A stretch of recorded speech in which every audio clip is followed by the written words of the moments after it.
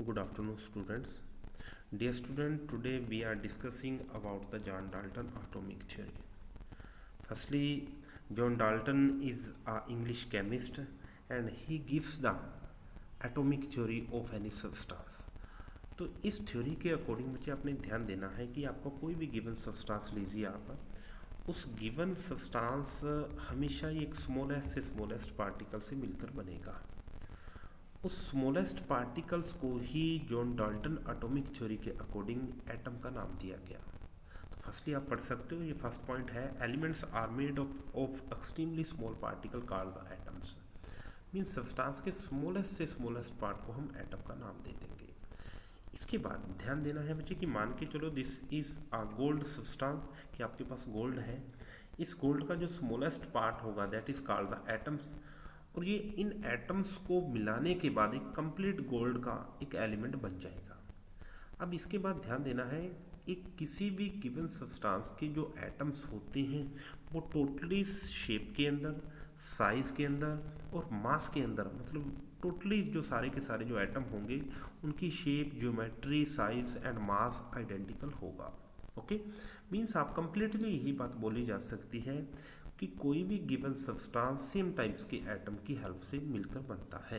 तो आप second point यहाँ पे रीड आउट कर सकते हो, atom of given elements are identical in size, mass and other properties. Okay, तो डाल्टन एटॉमिक थ्योरी के अकॉर्डिंग जो नेक्स्ट पॉइंट था ये भी आप पढ़ सकते हो बच्चे कि अब आपको कोई टू डिफरेंट गिवन सब्सटेंस दिए, मान के चलो कोई ए सब्सटेंस है और आपको कोई बी सब्सटेंस है।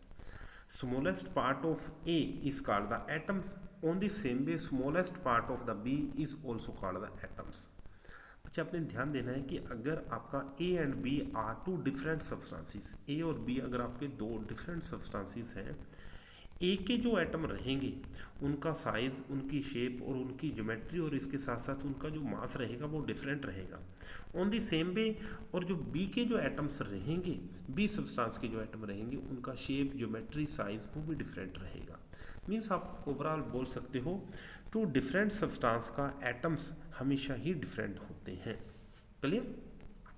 इसके बाद जो नेक्स्ट पॉइंट है, कोई भी आपका गिवन सब्सटेंस जब भी आपको मिलेगा उस गिवन सब्सटेंस के एटम्स को हम अपनी मर्जी से बेटा जी not be created and not be destroyed. Means किसी भी सब्सटेंस के एटम्स को ना ही तो हम क्रिएट कर सकते और ना ही हम उनको डिस्ट्रॉय कर सकते।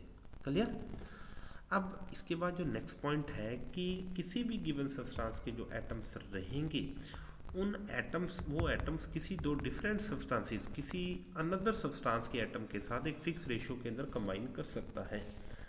कंबाइन करने के बाद एक नया सब्सटेंस बनेगा, उस नए सब्सटेंस को हम कंपाउंड और मॉलिक्यूल का नाम दे देंगे। क्लियर? तो बच्चे ध्यान देना है, जॉन डाल्टन की एटॉमिक थ्योरी के अकॉर्डिंग ही हम जो नेक्स्ट पॉइंट्स जो हम पढ़ने वाले हैं केमिस्ट्री के अंदर वो कंप्लीटली इस थ्योरी के ऊपर डिपेंडेंट है। ओके, इस थ्योरी के अंदर बच्चे अगर आपको कोई प्रॉब्लम आ रही है तो प्लीज़ आपने मेरे को व्हाट्सअप मैसेज करना है या फिर बाय कॉलिंग, बेटा इन प्रॉब्लम्स को आप क्लियर कर सकते हो। Okay, thank you.